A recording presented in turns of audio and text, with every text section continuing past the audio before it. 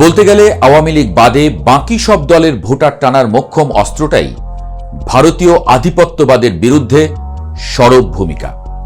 বিশেষ করে ভারত বিরোধিতা জামায়াতের অন্যতম প্রধান ইউএসপি, সেটাও পরিষ্কার।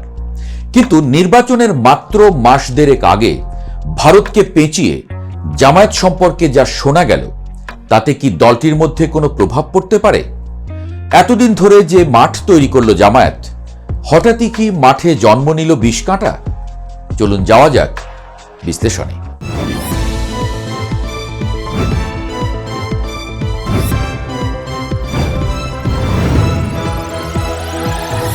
বেগম খালেদা জিয়ার জানাজায় হাজির ভারত সহ দক্ষিণ এশিয়ার প্রায় সব দেশের প্রতিনিধিরা। জয়শঙ্কর নরেন্দ্র মোদীর যে চিঠিটি তারেক রহমানের হাতে তুলে দিলেন, তাতে মোদী তারেক রহমানকে ভবিষ্যৎ প্রধানমন্ত্রী মেনেই শোকবার্তা লিখেছেন। জানাজায় মিলিয়ন মিলিয়ন মানুষ তথা বাংলাদেশের ইতিহাসে সবচেয়ে বড় জানাজার অন্তরালে রাজনীতিও কিন্তু কম হলো না। দিন শেষে বোঝা গেল বিএনপির অবস্থা একদিনের ব্যবধানে বড় ভালো জায়গায় পৌঁছে গেছে। তারেক রহমান আছেন সবার মগজেই। এর মধ্যেই খবর, ভারতের সাথে গোপন বৈঠক করেছিলেন জামায়াতের আমির।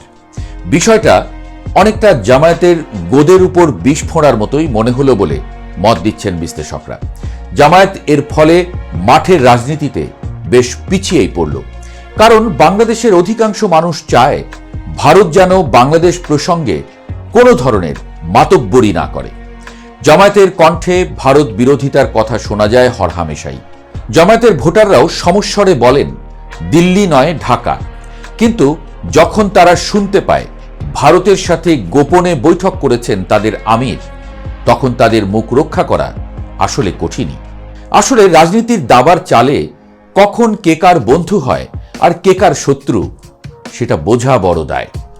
বিশেষ করে বাংলাদেশের রাজনৈতিক প্রেক্ষাপটে যে ওলটপালট লক্ষ্য করা যাচ্ছে, তাতে পুরনো অনেক হিসাবই আর মিলছে না। 2024 সালের সেই ছাত্র জনতার গণ অভ্যুত্থানের পর থেকে জামায়াতে ইসলামী নিজেদের নতুন এক উচ্চতায় নিয়ে যাওয়ার চেষ্টা করছে। এতদিনে যারা বিএনপির ছায়ায় থেকে রাজনীতি করেছে, সেই জামায়াত এখন আর বিএনপির সাথে নেই। তারা নিজেদের পথে হাঁটতে শুরু করেছে এবং ডিসেম্বরের শেষের দিকে এসে 10 দলীয় এক বিশাল জোটের আত্মপ্রকাশ ঘটিয়েছে, যেখানে লিবারেল ডেমোক্রেটিক পার্টি বা এলডিপি এবং জুলাই বিপ্লবের ছাত্র নেতাদের দল এনসিপির মতো দলগুলোও সামিল হয়েছে। কিন্তু এই বিশাল ডামাডোলের মাঝেই বোমা ফাটিয়েছে খোদ জামায়াত আমির ডাক্তার শফিকুর রহমানের একটি স্বীকারোক্তি। আন্তর্জাতিক বার্তা সংস্থা রয়টার্সকে দেওয়া এক সাক্ষাৎকারে জামায়াত আমির অকপটে স্বীকার করেছেন যে চলতি বছরের শুরুর দিকেই ভারতের একজন কূটনীতিকের সঙ্গে তার গোপন বৈঠক হয়েছে। রাজনীতির ময়দানে যখন 2026 সালের ফেব্রুয়ারির 13শ জাতীয় সংসদ নির্বাচন দোরগোড়ায়, তখন এই খবরটি জামায়াতের ভারত বিরোধী তকমার গায়ে এক বিশাল বিব্রতকর অবস্থা লেপে দিয়েছে। ডাক্তার শফিকুর রহমান নিজেই জানিয়েছেন সেই ভারতীয় কূটনীতিকই বৈঠকটি গোপন রাখার অনুরোধ করেছিলেন। প্রশ্ন উঠেছে, যে ভারত বিরোধী সেন্টিমেন্ট পুঁজি করে জামায়াত এখন ভোটের মাঠে বিএনপির প্রধান প্রতিদ্বন্দ্বী হিসেবে আবির্ভূত হয়েছে, সেই ভারত কেন তাদের সাথে গোপনে টেবিলে বসার আবদার করল? আর জামায়াতই বা কেন সেই প্রস্তাব লুফে নিল? বিশ্লেষকরা মনে করছেন বাংলাদেশের রাজনীতিতে আওয়ামী লীগ এখন ইতিহাসের আস্থা কুঁড়ে। নির্বাচনে তাদের অংশগ্রহণ নিষিদ্ধ, ফলে ভোটের মাঠ এখন দ্বিমুখী। একদিকে তারেক রহমানের নেতৃত্বে বিএনপি, অন্যদিকে ডাক্তার শফিকুর রহমানের নেতৃত্বে 10 দলীয় জোট।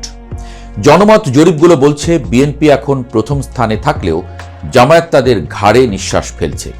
ঠিক এই মুহূর্তে দিল্লির সাথে জামায়াতের এই ব্যাকডোর চ্যানেল খোলার খবরটি ভোটারদের মনে নতুন করে সন্দেহের দানা বাঁধছে। জামায়াতের কর্মীরা এতদিন জেনে এসেছে দিল্লি নয় ঢাকাই হবে রাজনীতির কেন্দ্রবিন্দু। কিন্তু যখন তারা দেখছে তাদের আমির পর্দার আড়ালে দিল্লির প্রতিনিধিদের সঙ্গে চায়ের কাপে চুমুক দিচ্ছেন, তখন তাদের মুখ রক্ষা করা আসলে কঠিন হয়ে দাঁড়ায়। জামায়াত অবশ্য বিষয়টিকে ভিন্নভাবে ড্রেসিং করার চেষ্টা করছে। আমির দাবি করেছেন তারা একটি জাতীয় ঐক্য সরকার বা ইউনিটি গভর্নমেন্ট গঠনের পক্ষপাতী, অর্থাৎ এককভাবে নয় বরং সবাইকে নিয়ে দেশ চালাতে চান তারা। কিন্তু এই উদারতার আড়ালে কি দিল্লির প্রতি কোনো গোপন প্রতিশ্রুতি আছে? রয়টার্সের সেই সাক্ষাৎকারে আমির স্পষ্ট করেছেন যে শেখ হাসিনাকে ভারত আশ্রয় দেওয়ায় দুই দেশের সম্পর্ক গত কয়েক দশকের মধ্যে সবচেয়ে খারাপ পর্যায়ে আছে। তবুও তারা ভারতের সাথে ভারসাম্যপূর্ণ সম্পর্ক চান। জামায়াতের এই নতুন রূপ মূলত তাদের একসময়ের কট্টর অবস্থান থেকে সরে আসার ইঙ্গিত দেয়। তারা সম্ভবত বুঝতে পেরেছে আন্তর্জাতিক মহলে, বিশেষ করে ভারতের সাথে ন্যূনতম সম্পর্ক না থাকলে রাষ্ট্র পরিচালনা করা 2026 সালের প্রেক্ষাপটে বেশ জটিল হয়ে দাঁড়াবে। কিন্তু জামায়াতের এই কৌশলী অবস্থান বিএনপির জন্য কি কোনো সুযোগ তৈরি করে দিল? তারেক রহমান যখন দেশে ফিরে এসে লাখো মানুষের ঢল সামলাচ্ছেন, তখন জামায়াতের এই ভারত প্রীতি বিএনপি সমর্থকদের কাছে দারুণ এক প্রচারণার অস্ত্র হয়ে দাঁড়িয়েছে। বিএনপি এখন মাঠের কর্মীদের বলছে জামায়াত আসলে ভারতের সাথে আপোষ করে ক্ষমতায় যাওয়ার শর্টকাট খুঁজছে। এই যে দীর্ঘদিনের মিত্রদের মধ্যে এখন অহিনকুল সম্পর্ক, এর মূলে রয়েছে জামায়াতের আলাদা 10 দলীয় জোট গঠন, যেখানে অলি আহমদের এলডিপি এবং তরুণ প্রজন্মের প্রতিনিধি হিসেবে পরিচিত নাহিদ ইসলামের এনসিপি যোগ দিয়েছে। যদিও এনসিপির ভেতরে জামায়াতের সাথে জোটে যাওয়া নিয়ে তুমুল বিদ্রোহ চলছে, অনেক শীর্ষ নেতা পদত্যাগ করে ফেলেছেন এরই মধ্যে। তবুও জামায়াত অনড়, তারা দেখাতে চায় তারা এখন কারো বি টিম নয়। জামায়াত আমিরের এই গোপন বৈঠকের খবরটি কি তবে তাদের নির্বাচনী বৈতরণী পার হতে বাধা হয়ে দাঁড়াবে? কারণ 2026 সালের ভোটাররা, বিশেষ করে তরুণ প্রজন্ম, ভারতীয় হস্তক্ষেপের ব্যাপারে আগের চেয়ে অনেক বেশি সচেতন। জামায়াত তাদের নির্বাচনী ইশতেহারে দুর্নীতিমুক্ত বাংলাদেশ আর শরিয়া ভিত্তিক সুশাসনের কথা বললেও পর্দার আড়ালের এই কূটনীতি তাদের স্বচ্ছতাকে প্রশ্নবিদ্ধ করেছে। আমির নিজেই রয়টার্সকে বলেছেন, নির্বাচনে যে দল বেশি আসন পাবে সেখান থেকেই প্রধানমন্ত্রী হবে। অর্থাৎ জামায়াত এখন স্বপ্ন দেখছে রাষ্ট্র ক্ষমতার শীর্ষ পদের। আর সেই স্বপ্নের সিঁড়ি হিসেবে তারা কি তবে দিল্লির সাথে কোনো লেনদেনে গেছে? জামায়াত দাবি করছে তারা কেবল ভারসাম্য রক্ষা করছে, কিন্তু সাধারণ মানুষের কাছে এটা আপোষ হিসেবেই ধরা দিচ্ছে না তো। রাজনীতির হিসেবে দেখা যাচ্ছে জামায়াত এখন বিএনপির ভোট ব্যাংকে থাবা বসাতে মরিয়া।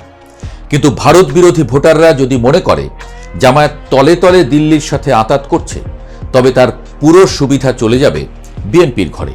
ডিসেম্বরের এই কনকনে ঠান্ডায় বাংলাদেশের রাজনীতির মাঠ এখন তপ্ত। জামায়াতের 10 দলীয় জোট বনাম বিএনপির সমমনা জোটের এই লড়াইয়ে ভারত ফ্যাক্টর এখন ট্রাম্প কার্ড। জামায়াত কি পারবে তাদের কর্মীদের এই গোপন বৈঠকের যৌক্তিকতা বোঝাতে, নাকি ভারতের সাথে গোপন অভিসারী হবে তাদের রাজনৈতিক পরাজয়ের প্রধান কারণ? 2026 সালের ফেব্রুয়ারির সেই ব্যালট যুদ্ধেই হয়তো এর চূড়ান্ত মীমাংসা হবে। তবে আপাতত এটা নিশ্চিত, জামায়াতের সেই পুরনো ভারত বিরোধী দুর্গটিতে ফাটল ধরেছে এবং সেই ফাটল দিয়ে ঢুকছে সন্দেহের বিষ বাষ্প। আপনার কি মনে হয়, নির্বাচনের ঠিক আগে ভারতের সাথে এই গোপন বৈঠক কি জামায়াতের জন্য গলার কাঁটা হয়ে দাঁড়াবে, নাকি এটি ছিল তাদের একটি বিচক্ষণ রাজনৈতিক পদক্ষেপ? আমাদের কমেন্টে জানাতে পারেন।